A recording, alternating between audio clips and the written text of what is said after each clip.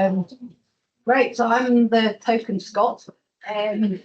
We're continuing our tour around various islands and parts of this island. So what I'm going to talk about is basically we've had a lot of research, we've had a lot of graphs, had a lot of numbers. This is very much from a practitioner perspective.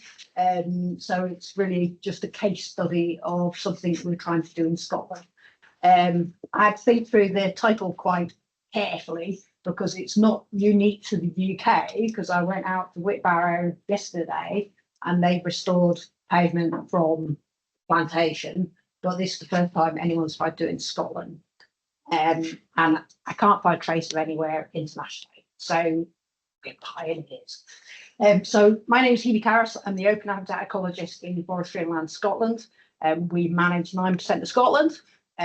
So I advise on managing the 82,000 hectares of priority open habitats we have, which ranges across all types of habitat. And we've only got a couple of limestone pavement areas, very small, but I find them more exciting than quite a lot of the other open habitats. So I probably disproportionately spend far too much time thinking about it. Right, so we've mentioned already, I think Stephen talked a little bit about some of the kind of classic areas of limestone pavement, the more northerly areas there. So Durness right up the top, and then over on the Isle of Skye, but we don't own any limestone pavement in those areas. So there is a bit of limestone pavement area in this middle bit in Tayside, and we do own a couple of small sites here. And one of those sites is what I'm going to be talking about, called Lassie Tulloch. So Loch Tay, this Loch Tay, and this is Blackwood of Rannoch, if anyone's ever heard of that. So it's kind of right in the heart of Scotland. So this is where we sort of start off. So this is the site I'm going to be talking about here. It's in the green outline, that's our ownership boundary. And this OS map was done before we took any of the forestry off. So it was forested right away up to that boundary there where you can see. And the red stippling bit, that is the designated site. So that's Triple SI. This is Schiehallion, if you've ever heard of the Mountain Schiehallion. So this is designated for its limestone pavement, but it's primarily montane. So we're talking about right in the kind of foothills of a Triple SI, but actually off the Triple SI. When the Triple SI was designated, and presumably, Stephen, when you were doing the survey, the area I'm about to talk about was covered with forestry, and probably nobody clocked it as having limestone pavement underneath. The Sean's, I think it was Sean, that was the geologist, yes, was quite interesting because I didn't know there was more than one type of limestone pavement before I started looking at this. And these different colours here, so this is from the British Geological Society, and these are different types of limestone pavement. So the light blue is meta limestone, and then you've got things with very long names. The yellow areas, and this is the main bit that is designated. And this is the limestone pavement up on the montane ridge of Schiehallion, which is another type of limestone again. So there's quite a variety in that landscape. Right, so why did we start looking at this limestone pavement when nobody had noticed it before? Because it was covered with primarily Scotch pine and Sitka spruce. Is because a colleague of mine, well, 15 odd years ago, must have looked at a geological map and thought, I wonder if there's anything hanging on underneath there. And as you'll all know forestry, there's rides, there's the odd little clearing. So he actually looked in this area and recorded indicator species in this area, these little areas that got crosses. So you can say, not surprisingly, they coincide with the limestone outcrop areas. And he just found small areas of indicators that were obviously not in very good condition. And he just noted those down and kind of scratched his head and thought, well, what are we going to do about this? So the remnant indicators that he primarily found were a selection of these in each of the areas. So these were the kind of things that went, things are managing to hang on here, even though the planting had happened in the mid-60s. So this was 50 years. He was looking at it 50 odd years after the forestry had gone in, and there were still things hanging on in little open areas indicated by these species. So these are photographs of what it looked like when the trees were still in. So as you can imagine, there was no grazing because you have to stop grazing in order to get trees away. So it was really undergrazed. Everything was really vegetated up. Obviously, there's a lot of needle litter because it's conifers, and obviously there's masses of shade. And there were some small areas like this, but obviously they were still partially shaded. So that's kind of where we started with things that look like that. So what was devised and what we've ended up going down the road of is splitting into two phases. So phase one is this smaller area here, and phase two was the kind of larger area there with less of the limestone areas. But we thought it was worthwhile doing both because there was definitely remnants seen, although my predecessor hadn't recorded them in the other areas, there were some. So the operations, obviously we had to take trees off, so clear fell these areas. And then when you do clear fells, you end up masses of branches and things that aren't economically worthwhile for the company that is taking the timber away. So that all gets left. So that would normally be left after a forestry operation and just tidied up a bit. So that would have to be removed. And then also a habit of harvesters when they go in is they have to take fences down or they break fences. So we had that area fenced, and then it became open to the open hill, and it was surrounded by masses of sheep grazing. So of course sheep all went, "Ooh, that looks tasty," and just completely invaded the area. So so where we went from there was phase one was clear felled in 2013-14 winter, and that's what it looked like afterwards. So then that's a lot of my colleagues standing around scratching their heads going, "Ooh, that's going to be expensive to remove all that." But luckily that was back in the day when predecessor of FLS, Forest Commission, probably had a lot more disposable cash than we have these days. So they managed to cobble money together and actually clear all that brash area. You can see how thick the forestry is in the background. That's what was sitting on the limestone pavement. And you can barely see you can see little bits here, but there's bits amongst that brash as well that's just completely covered with brash. So it was a no-brainer. We had to remove the brash. So that was 12 years ago now. And this is what phase one area looks like now. They left the tree stumps, but they removed all the brash. And as you can see, there is some decent areas of really properly nice limestone pavement that have quite a variety of interesting species in. We've got, well, it's comparative. I looked at a couple of your sites yesterday and I was looking and going, "Oh, we don't have that species." And then I'm like, "But we have species that you don't have," because it's a lot further north.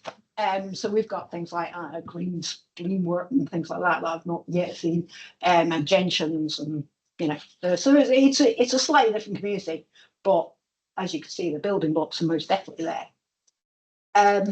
So phase two, this was a decision that was made before I was in post, so I've only been in post here for 4 years now. So this is just before I was in post. They decided it was worthwhile clear felling phase two, although we might have had a debate about that. But anyway, they decided to clear phase two. So that was done five years ago now. And sorry, I didn't get a very good picture, but essentially that area is covered with brash, not dissimilar to phase one with the picture of all the people scratching their heads what they're going to do. But the problem is FLS hasn't got as much money as Forest Commission has, so we're a bit stuck now. So that's kind of where we are with phase two. But there's definitely areas of kind of limestone calcareous grassland, which is of high value. There's only very restricted areas of kind of pavement, much more restricted than the phase one area. So we're kind of the stage where so that's kind of where it's at. We're trying to find funding for doing all the things we need to do with phase two, and meanwhile the area is completely covered with sheep all year round. So we've got 3 main jobs to do. We need to refence it so we can get on top of the grazing, and then we've introduced cattle grazing at an appropriate level at an appropriate season. We need to get the brash off the phase 2 area, and because it's now been recognised, and I've been feeding back to our local team that there's not an awful lot of limestone pavement in that area of phase 2. So we might look at planting some natives, and probably along the lines of what we've been discussing here, hazel and hawthorn and that kind of thing. So, appropriate range of native species. So, yeah, so that's where we are. And unfortunately, this conference came a little bit early this year for me to go and find an excuse to do a tour of all the other Scottish sites and decide, to just learn from the experiences and the different variety. And even going out yesterday with Ezra and having a chat about what different limestone pavements look like was really enlightening, in that it's quite hard to figure out where you're trying to get to, because I don't know naturally how much diversity and what species should be in that, and nobody knows, and we don't have that data. And unfortunately, when the project started, there wasn't any baseline collected. So in terms of being a practitioner and talking to an audience of quite a lot of researchers, it's quite interesting to think about that interaction. And I've kind of got main learning points being kind of that I would hope now we wouldn't plan for limestone pavement. I mean, limestone pavement is a priority habitat, so we shouldn't. So hopefully now we wouldn't have that kind of single objective of must plant trees everywhere we possibly can, which was kind of where Forestry Commission was at 50 years ago or so. And that it's a bit of a difficult decision because of the funding side of stuff, but the restoration is a whole process. It's not, it's something that I always have to talk about to my colleagues, is that restoration is not taking trees off, because that sometimes kick-starts a restoration, but it's not the whole story. So things like brush removal, refencing, getting the grazing right, blah, blah, blah. And do you start it like they've done with phase 2 and then gone, oh, we don't have the money to do the rest of what we need to do, and then do a lot of head scratching. And also how critical it is to have baseline data. I mean, especially the things like limestone pavement, where there's been so little research. This would have been an amazing opportunity. We were 10 years back and we were thinking about this. If there was a group like this at that time, this would have been an absolutely awesome opportunity for doing an experiment that was a real experiment of a proper area. But we missed that. But there's always fear amongst practitioners. So if any of you researchers are ever been talking to practitioners, you say, oh, this is what surveys you need to do before you do any management changes, is that can be quite off-putting. So just to give you a little bit of warning there, because it can be quite time consuming. And people like myself, we're not paid to gather data, we're paid to make decisions. So we want to gather the least amount of data we can get away with while making the right decisions. So we kind of start at different ends, and we have to meet in the middle somewhere. And also just say, I think it was quite interesting to people, and other sites I talk to people about. We manage a lot of areas that are really amazing habitats, but they're not designated. And I think we have to remember that some of our best sites may not actually be designated. So don't feel like you always have to work on a designated site. So those are my sort of take-home messages. And answer any questions you have.